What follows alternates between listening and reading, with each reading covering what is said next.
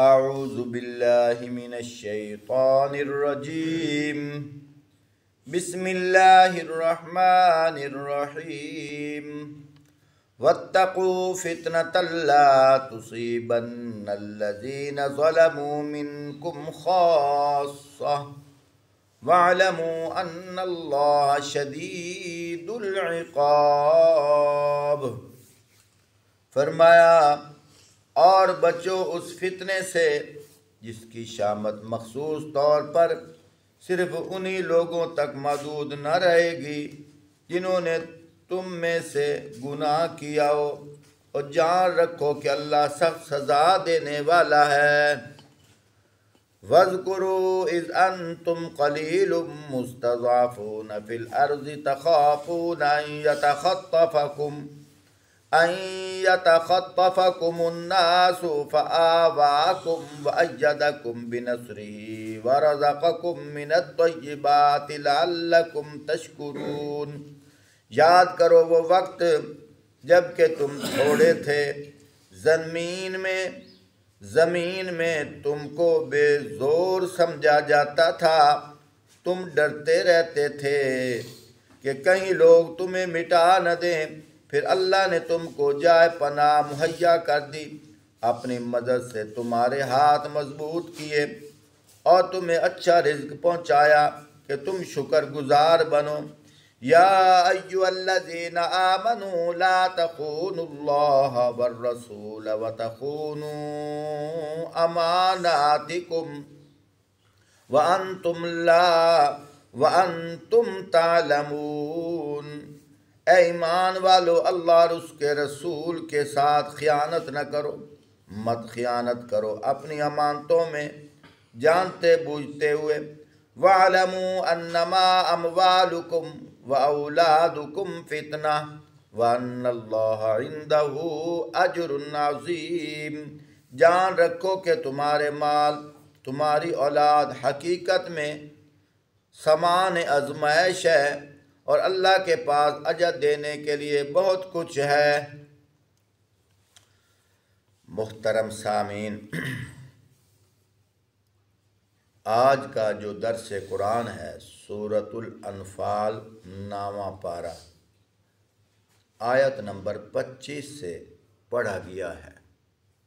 اس آیت کے اندر ایک واقعہ ہے، وہ ابھی میں عرض خدمت کر دیتا ہوں۔ پہلے تو اللہ پاک ارشاد فرما رہے ہیں، اے ایمان والو، اپنا وہ وقت یاد کرو جب تم مکے میں رہتے تھے، تمہارا چلنا بھی مشکل تھا، تھوڑی سی جماعت تھی، پھر اللہ پاک نے تمہاری جماعت کو بھی بڑھایا اور اللہ پاک نے تمہیں مالا مال کیا۔ ظاہری بات ہے، جب صحابہ اکرام جنگ کے لیے جاتے تو دشمن مغلوب ہوتا، اللہ ان کو فتح دیتے، تو ان کا جو چھوڑا ہوا مال ہے یہ مال غنیمت ہوتا۔ اس کی برکت سے اللہ پاک نے ان کو بہت سارا مال دیا۔ تو اللہ پاک ذکر فرما رہے ہیں، ایک چھوٹا سا واقعہ ہے اس آیت کے اندر، آیت نمبر 27، یا ایھا الذین آمنوا لا تخونوا اللہ والرسول وتخونوا اماناتکم وانتم تعلمون۔ ایمان والو، اللہ اور اس کے رسول کے ساتھ خیانت نہ کرو، مت خیانت کرو اپنی امانتوں میں سے جانتے بوجھتے۔ اب اس آیت کا شان نزول میں تمہارے سامنے حرف بحرف اس لیے پڑھ رہا ہوں کہ میری طرف سے بھی لفظوں کی ذرہ برابر خیانت نہ ہو جائے۔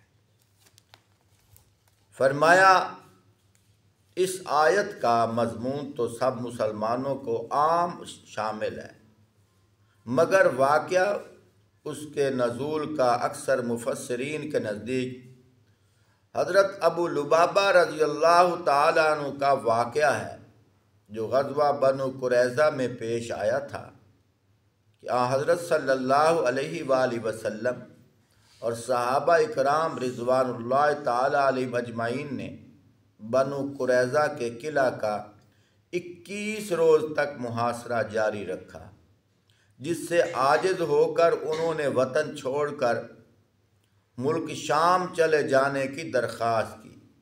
یعنی یہودیوں نے جن کے اوپر محاصرہ تھا، انہوں نے درخواست دی کہ ہمیں یہاں سے جانے کی اجازت دے دی جائے، ہم یہاں سے چلے جاتے ہیں۔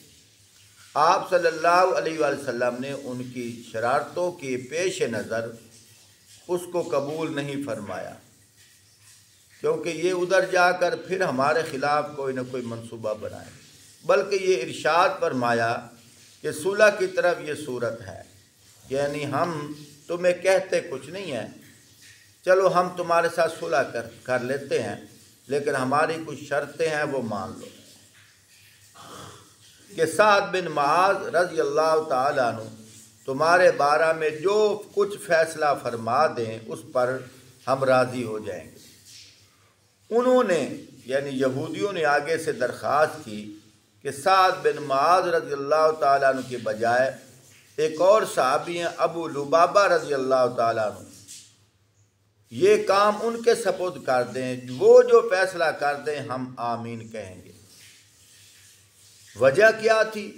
وجہ یہ تھی کہ حضرت ابو لبابہ رضی اللہ تعالیٰ عنہ کے اہل و عیال اور جائیداد بنو قریظہ میں تھے، یعنی کہ ان کا مال اور ان کے بال بچے ان کی بستی میں رہتے تھے، اس لیے انہوں نے کہا چلو وہ ہمارے معاملہ میں کچھ نرمی فرمائیں گے، تو انہوں نے درخواست کی کہ ان کو بھیج دو، وہ جو فیصلہ کرے ہمیں آمین ہے۔ ان سے یہ خیال تھا کہ وہ ہمارے معاملہ میں رعایت کریں گے۔ آپ صلی اللہ علیہ وآلہ وسلم نے ان کی درخواست پر حضرت ابو لبابہ رضی اللہ تعالیٰ عنہ کو بھیج دیا۔ بنو قریظہ کے سب مرد و زن ان کے گرد جمع ہو کر رونے لگے اور یہ پوچھا کہ اگر ہم رسول اللہ صلی اللہ علیہ وآلہ وسلم کے حکم پر پورا اتر آئیں تو کیا ہمارے معاملہ میں وہ کچھ نرمی فرمائیں گے؟ حضرت ابو لبابہ رضی اللہ تعالیٰ عنہ کو معلوم تھا کہ ان کے معاملہ میں نرمی برتنے کی رائے نہیں ہے، تو انہوں نے زبان سے تو نہ کہا لیکن ایسے انگلی کے اشارے سے اپنے گردن کے اوپر ایسے انگلی کے اشارے سے انگلی پھیر دی، یعنی اشارہ اس طرف تھا کہ تمہارے سر قلم کر دیے جائیں گے۔ تو وہی بات کا ذکر ہے۔ پوچھا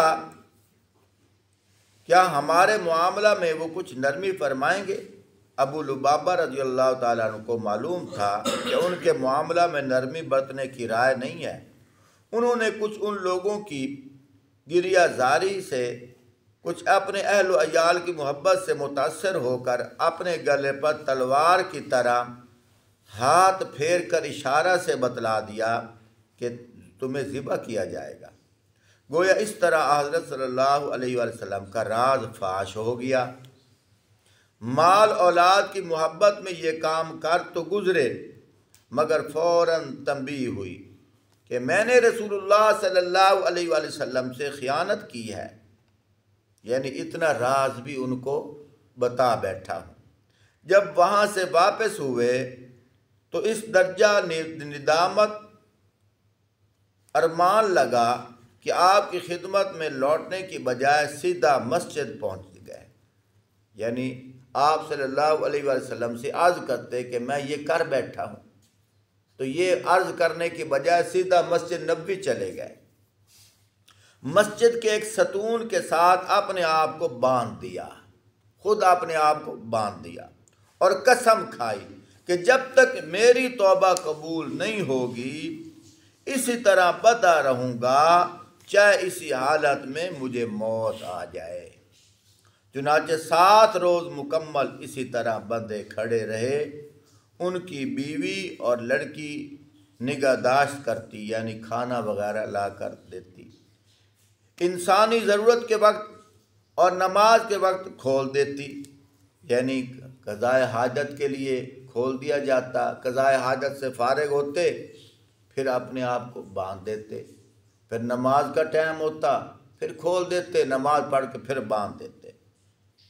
اسی وجہ سے کہ میں ان کو یہ بات، یہ راز کیوں بتا بیٹھا ہوں۔ یہ اپنے اوپر انہوں نے خود سزا مقرر کر لی کہ میں یہ غلطی کر بیٹھا ہوں۔